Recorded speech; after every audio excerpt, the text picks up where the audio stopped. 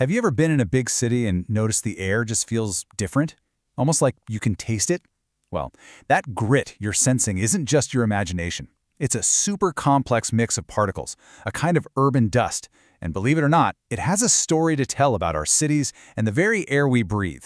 So, let's dive into the science of what's really floating around us.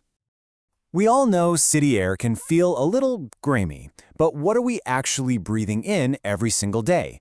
See, it's not just some vague idea of pollution. It's a literal cocktail of tiny particles, and figuring out what's in that cocktail is the absolute first step to cleaning it up. All right, so let's start with the absolute basics. We're talking about something scientists call particulate matter. It's the official name for this invisible dust that's all around us in our cities. Now here's the thing, not all dust is created equal. You've got PM10. Think of that as the bigger, coarser stuff that might get stuck in your nose or throat. But the real villain in this story is PM 2.5. These particles are microscopic, so incredibly tiny they can sneak past all your body's natural defenses, get deep into your lungs, and even slip right into your bloodstream. And yeah, that's what makes them such a huge health risk.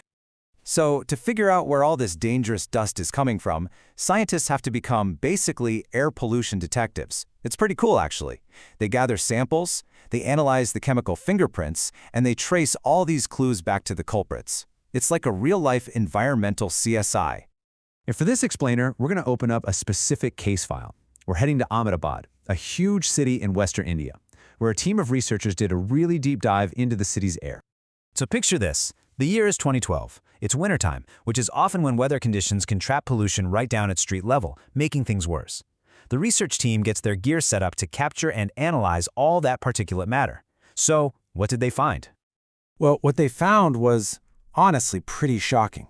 The amount of that larger PM10 dust was a staggering 7 times higher than the World Health Organization's official guidelines. Just let that sink in. Not double, not triple, 7 times the limit that's considered safe. A number like that immediately leads to the central question of the whole investigation. Where on earth was all of this pollution coming from? Was it from natural causes, or was it something we were doing to ourselves?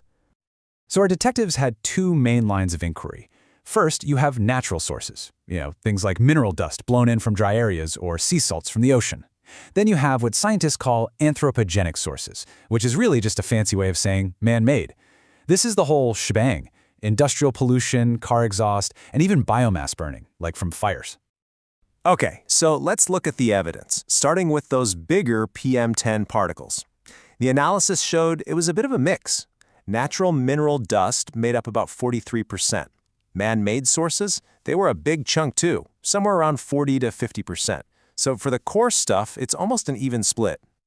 But, and this is a really big but, when they looked at the prime suspect, that smaller, way more dangerous PM 2.5, the story completely changed. It wasn't even close. The balance just shifts dramatically. The vast majority of this harmful fine dust, the kind that gets deep inside our bodies, it comes from us. And hey, don't just take my word for it. The researchers themselves put it plain as day in their paper. Their results suggest that anthropogenic or human sources contribute a whopping 80% of the PM 2.5 mass. Case closed. The main culprit was found. So, if human activity is the source, what kind of activities are we really talking about? I mean, traffic and industry are obviously big players, but one of the single biggest, most visible contributors in any growing city is construction. Think about it. Construction sites are basically dust factories. They're churning out the very PM10 and PM 2.5 we've been talking about. But they also create more specific types, like silica dust from cutting concrete and brick, cement dust, wood dust, even fine metal dust. And each one of those comes with its own set of health risks. Now the good news is, authorities are aware of this problem. In India, for instance, agencies like the Central Pollution Control Board have put pretty strict guidelines in place. They actually require construction sites to actively manage and control the dust they create. And that brings us to the most important part of this whole story. We've identified the problem. We've zeroed in on the primary source. So, what can we actually do about it? Well, the great news is there are proven, effective solutions out there. And here's that good news. We literally have a playbook for controlling this. It involves pretty straightforward but really effective things like spraying water to keep dust down and covering up big piles of dirt or sand. Even just managing how trucks move around the site makes a huge difference. But the real game changer? Real-time monitoring. Using sensors to constantly track dust levels means you can take action the second things get bad, making all the other measures that much more effective.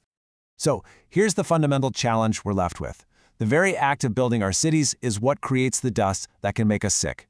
We have the science, we understand the problem, and we have the technology to solve it. So the real question, it's about will. Can we commit to building smarter, cleaner cities? Can we actually build a future where progress doesn't come at the cost of the very air that we all need to breathe?